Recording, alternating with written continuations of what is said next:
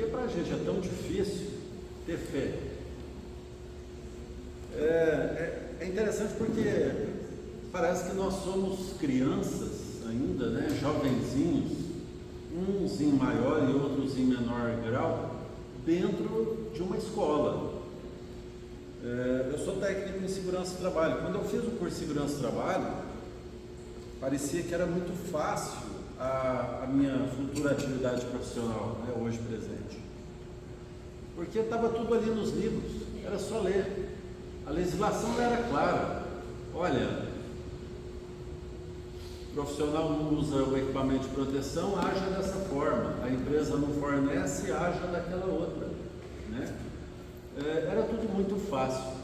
Só que aí, quando a gente entra no mercado de trabalho propriamente dito, aí existe um espaço enorme entre aquilo que nós chamamos de teoria e aquilo que nós chamamos de prática.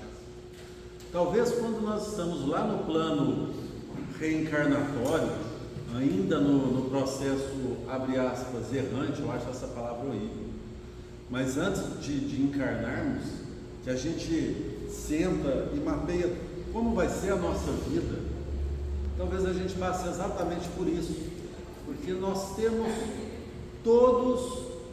tudo que a gente precisa de manuais, de teoria, né? Quem são as pessoas que eu vou encontrar, e se essa pessoa faz isso, eu faço aquilo, mas se ela fizer acolá, eu faço de outro jeito. Só que aí a gente cai aqui nesse processo encarnatório e esbarra com a tal da lei do esquecimento. Hoje um amigo que trabalha comigo até me perguntou: Marcelo, no Espiritismo, será que se nós não nos lembrássemos da vida passada, será que não seria mais fácil a gente não cometer os mesmos erros? Então fiz a seguinte colocação: suponhamos que sua esposa, você consiga se lembrar, tem um lapso mental assim, e consiga se lembrar, e perceba que a sua esposa atual foi a sua algoz que tirou de você mãe e filhos. Você a amaria da mesma forma? Com essa mesma paixão ardente? Ele ainda está vivenciando essa paixão ardente, porque casou tem muito pouco tempo, né? Que conserva. Eu estou conservando ao longo dos anos. Se eu falar diferente, eu apanho hoje, tá? A lei do esquecimento, ela existe por uma razão simples. Uma razão muito simples. Para que nós possamos trabalhar a nossa fé.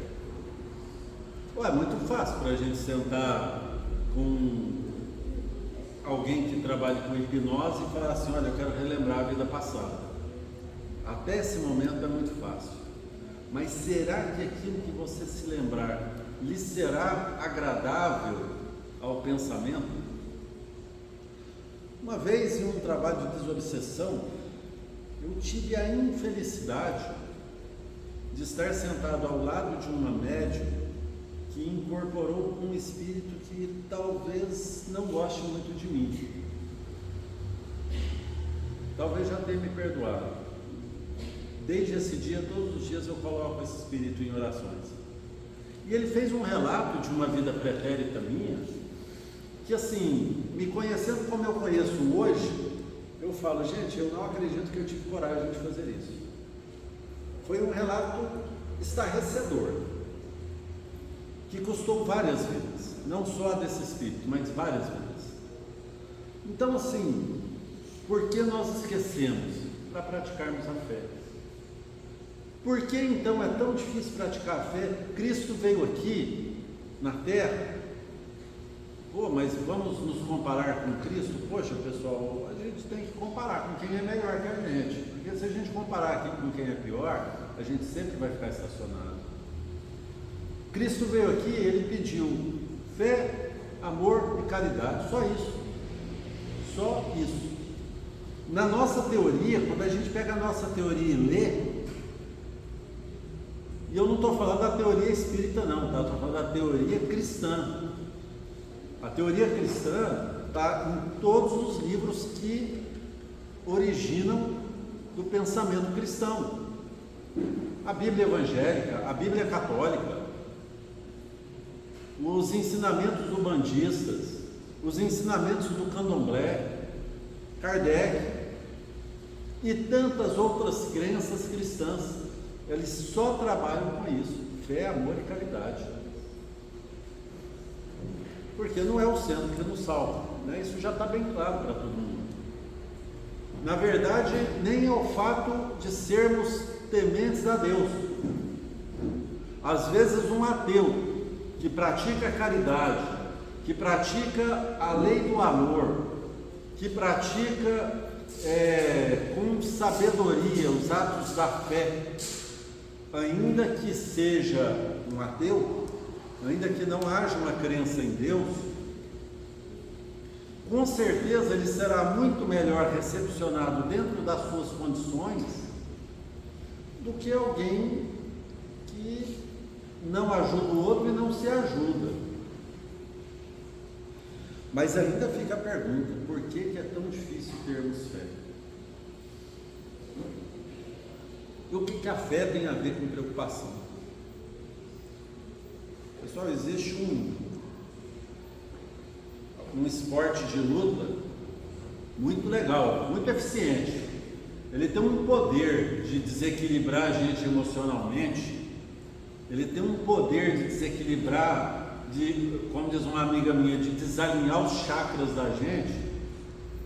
Esse esporte, a maioria de nós pratica ele quase todos os dias. Chama Instagram, rede social. Eu gosto. Mas é um lugar que, se nós não ficarmos muito espertos, a gente se desequilibra. Por que a gente se desequilibra?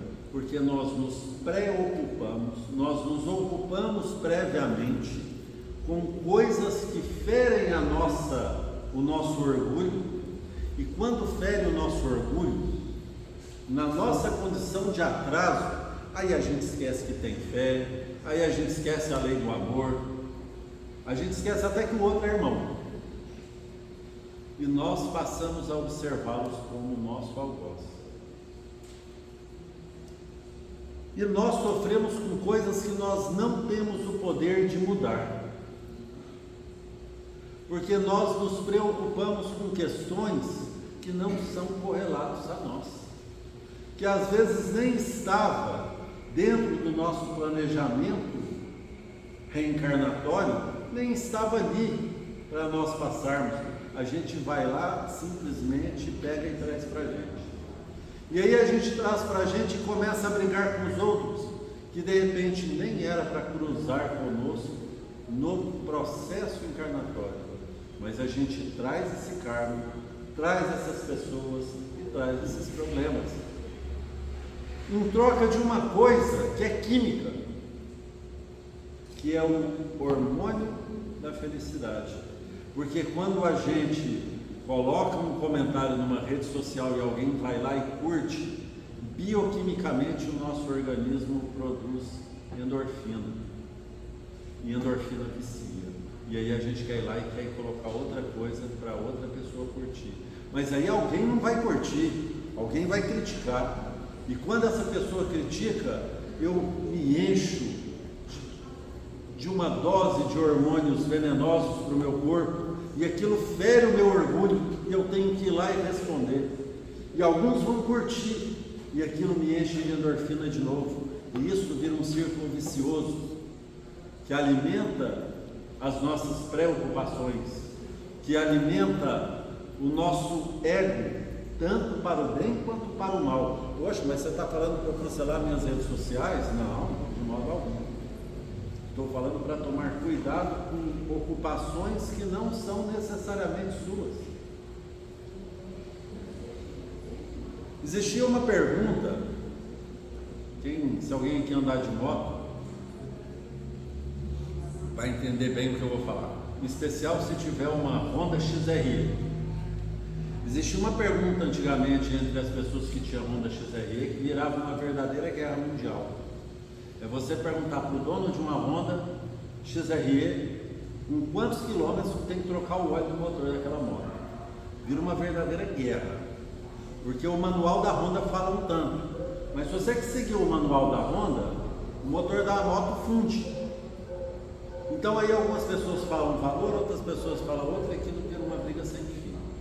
É uma famosa dízima periódica, por causa de preocupações desnecessárias.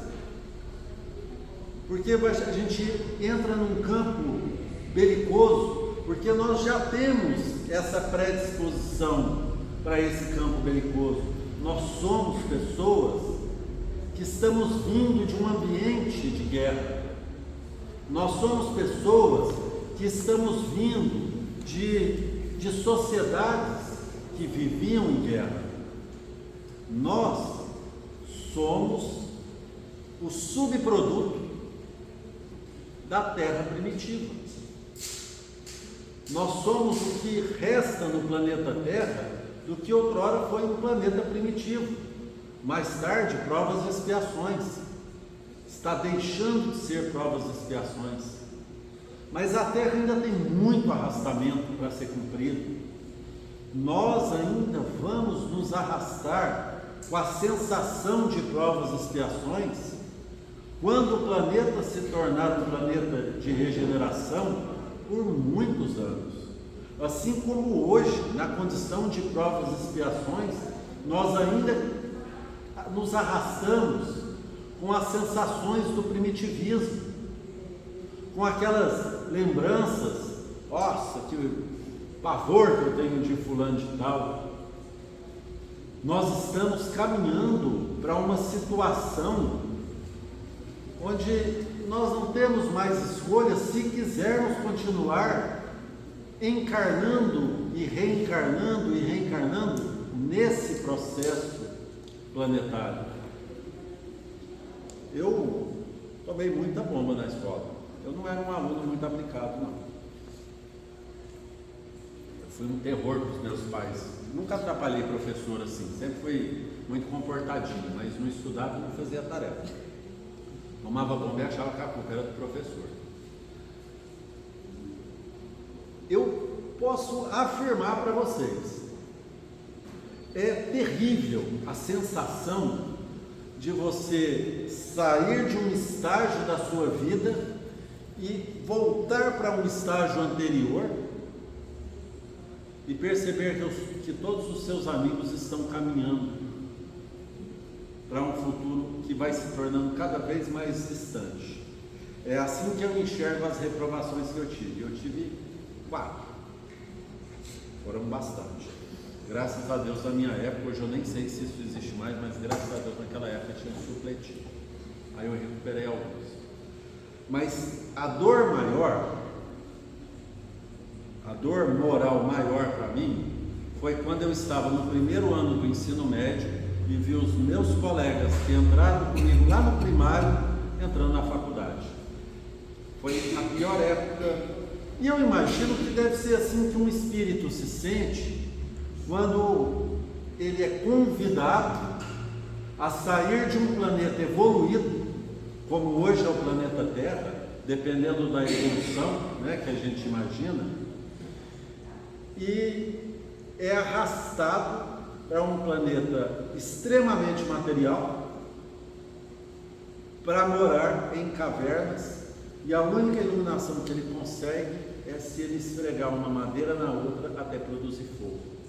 Foi assim que os exilados, os chamados exilados de Capela, encontraram o planeta Terra quando saíram da constelação de Ursa Maior. E Capela, para quem já estudou sobre os exilados, Capela era muito mais avançado que a Terra é hoje, quando houve os primeiros exílios. E os espíritos, eles não vinham para cá porque eles queriam vir, eles eram obrigados a vir. Não tinha mais condição reencarnacionista deles continuarem naquele processo. Eles eram alunos de 4ª série estudando com alunos de 6ª, 7ª série. Eles não conseguiam mais acompanhar, não tinha mais como, não tinha mais forma. E eles foram trazidos para cá.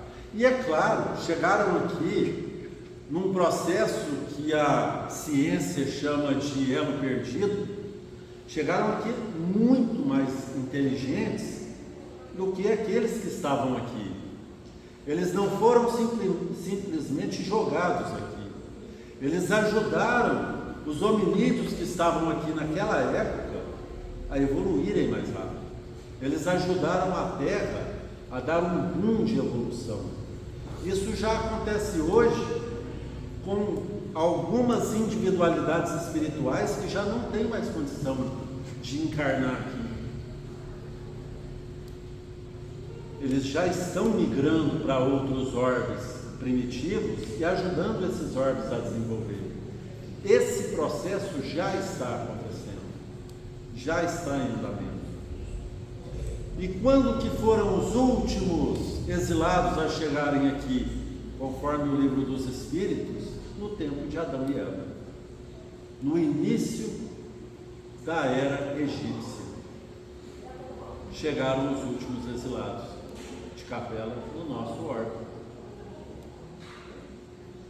Pessoal, esses espíritos chegaram com uma missão muito bonita aqui, trabalharam nessa missão, alguns em maior, outros em menor grau, alguns ajudaram o planeta, outros criaram arrastamentos maiores ainda, como por exemplo a criação de castas.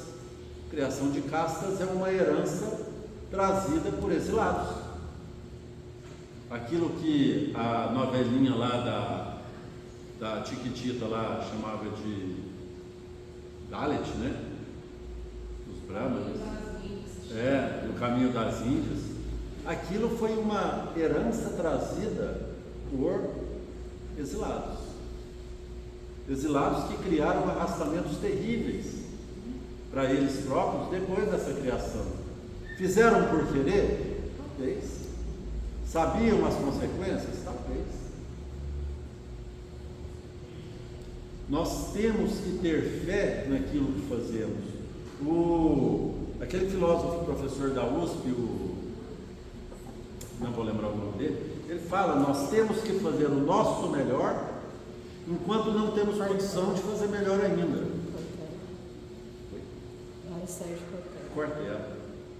Cortella, isso mesmo. Nós temos que ter fé e oferecer o nosso melhor. Só isso. Sabe? Só isso. Tem uma página espírita, eu gosto de seguir ela nas redes sociais, mas de vez em quando ela cria umas perguntas que viram uma brigada danada. E uma delas, esses dias para trás, eu achei muito interessante, aos olhos do Espiritismo, é errado assistir Big Brother Brasil? Se a gente parar para pensar que é errado você utilizar o seu tempo para qualquer coisa que não seja a prática do amor e da caridade, então seria errado assistir o Big Brother Brasil. Mas seria como uma pessoa comum querer ter uma desenvoltura de um atleta dentro de uma academia e tentar se submeter à dieta de um atleta, ao mesmo tempo de treinamento de um atleta, as mesmas condições de trato, né? Ter que ficar dentro de uma banheira cheia de gelo 1 hora por dia de um atleta, e ele não vai conseguir ter o mesmo aproveitamento, porque existem questões fisiológicas no corpo de um atleta que não existem no corpo de uma pessoa comum, né?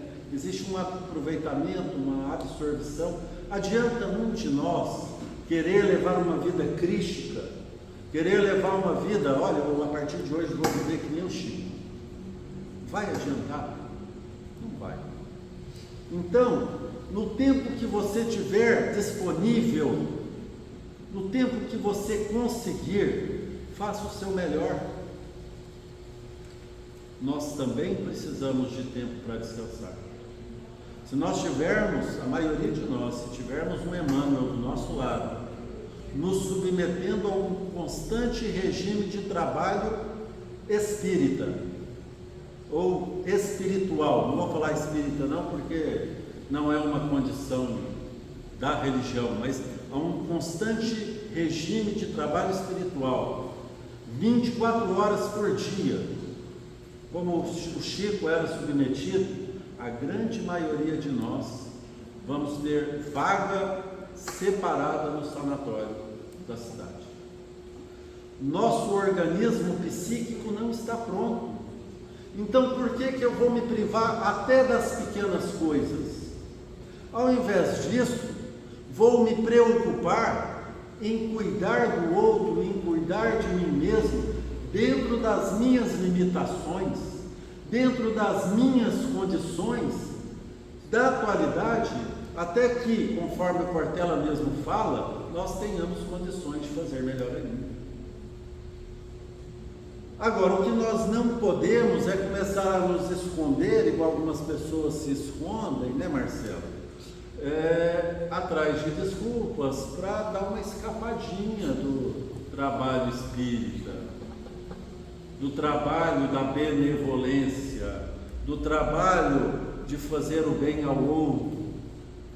E fazer o bem ao outro, eu reitero, pessoal, não é dentro do centro espírita tão somente, ou dentro da igreja, ou dentro de um templo, de qualquer religião que seja. Fazer o bem ao outro é fazer o bem ao outro o tempo todo. Eu não sei o que eu faço para ajudar. Está na rua, sorria para alguém, pronto. As meninas, cuidado, tem gente folgada por aí. Então, às vezes a gente sorri e é mal interpretado. Mas sorria. No tempo do Covid a gente sorria com os olhos, mas sorríamos também. É importante nós começarmos a nos preocupar com coisas que nós temos condições de mudar, com coisas que estão ao nosso alcance, com questões que são palpáveis. E isso é importante nós nos preocuparmos. Olha, eu vou me preocupar porque eu não sei se no final do ano eu vou ter condição de fazer aquela viagem. Eu não sei se no final do ano eu já terei feito até a viagem para o lado de lá. Que dirá uma viagem para um lugar aqui perto. Então, vamos trabalhar o agora de maneira sólida. Trabalhar no nosso local de trabalho, seja ele qual for. Eu trabalho em casa, ótimo, melhor ainda. Trabalhar dentro da nossa concepção de um trabalho familiar, ali com os nossos entes, trabalhar da melhor forma possível para quem estuda na escola, desafie-se a ser melhor, 1% melhor a cada dia. Amanhã eu tenho que ser, é igual o vendedor, né? O vendedor, ele tem, todo mês o gerente chega para ele e fala assim: olha, esse mês você tem que vender 10% a mais que o mês passado. Então desafie-se: olha, esse mês eu tenho que ser 1% melhor do que eu fui o mês passado. Hoje eu tenho que ser 1% melhor do que eu fui ontem. Faça caridade. Se não tem condições de fazer caridade material, faça outras formas de caridade. Na verdade, a caridade material é a mais fácil de fazer, é a mais simples, porque basta colocar a mão no bolso e tirar alguma coisinha. Essa é fácil. Eu já falei essa história aqui, mas é uma história que me tocou profundamente.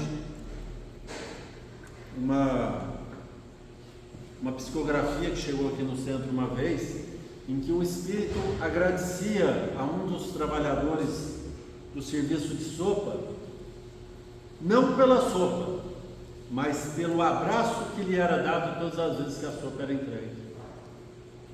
Porque essa individualidade, agora na condição de espírito, dizia que a sociedade o ignorava e que ele sentia muito mais falta desse abraço do que do alimento. E é engraçado que lá no Evangelho fala isso, né? O que será de nós quando encontrarmos do lado de lá entes queridos em vidas passadas que nós repelimos por estar numa condição marginalizada no momento atual? Com que cara nós olharemos quando a gente perder esse véu de materialidade e tivermos a clara evidência necessária e livre, né, despojado desses preconceitos que o corpo traz para nós, com que cara que eu vou olhar para o outro e falar assim, ó, pisei na bola, desculpa aí, né? Isso assim, uma pisada na bola leve, né? Porque tem aquela que você corta caminho da pessoa. Se a gente corta caminho de alguns no plano material, imagina no espiritual, quando a gente vê a clara evidência realmente necessária para enxergar desde o passado. Olhar para aquela pessoa que falou assim, oh, vamos cruzar o caminho nessa vida e tentar resolver aquela situação difícil, né? Chegar do lado de lá e falar assim, pô, vai ficar para a próxima. Errei. É foda. E a culpa não é só de um. A culpa não é só de lá. A culpa também é de cá. Uma vez, no meu primeiro casamento, minha avó falou assim, a culpa foi dela? Eu falei, vó, eu queria responder que foi, sabe? Eu queria mesmo, porque o orgulho fere, né? Eu falei, vó, acho que a culpa nunca é só de mim. Isso vale para tudo na vida. A culpa nunca é só de mim. Nunca.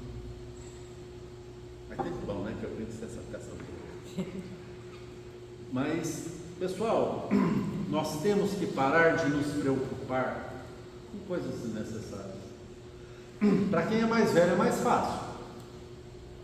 Para quem é mais velho é muito mais fácil.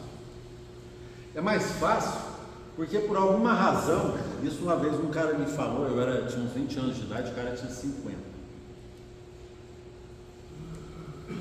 Esse rapaz está vivo até hoje, gente boa pra caramba.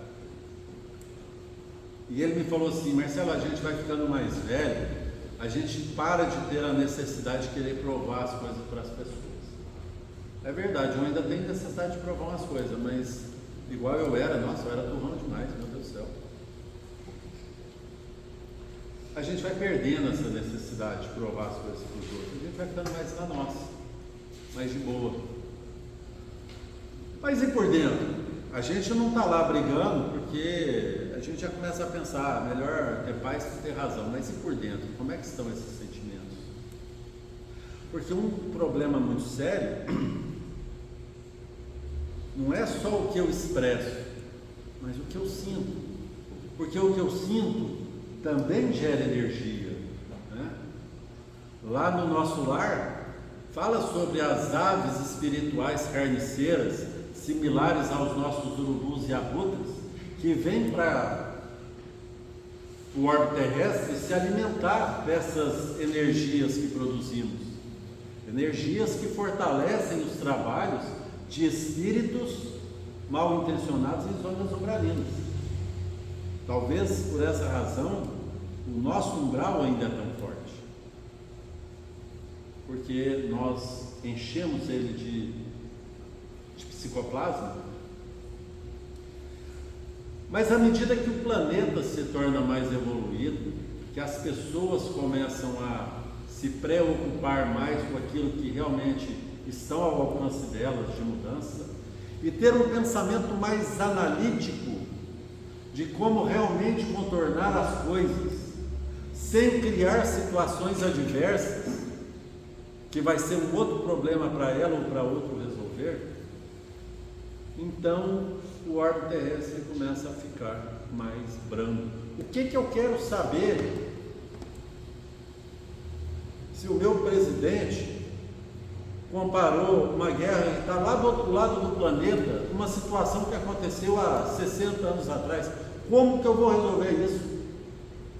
Eu não vou resolver, mas talvez se eu fizesse uma oração, se eu parasse e orasse por todos os envolvidos, em especial aqueles que eu tenho lá no meu íntimo como os mais difíceis da situação, talvez eu pudesse ajudar um pouco melhor do que ficar criticando. Porque talvez assim eu conseguiria, se eu não soluciono o problema, já que está no meu alcance mesmo, talvez pelo menos eu consiga produzir uma psicosfera um pouco melhor. Nós não precisamos de tantos problemas em torno da gente. A maioria dos problemas que nós temos somos nós que atraímos, pelas nossas ações ou pelos nossos pensamentos, pela nossa faixa vibratória. Mas nós não precisamos desses problemas. Então eu gostaria de encerrar com uma frase do Emmanuel. Emmanuel disse uma vez para o Chico que a maioria dos nossos problemas são solucionados sem qualquer esforço da nossa parte. Então não nos preocupemos.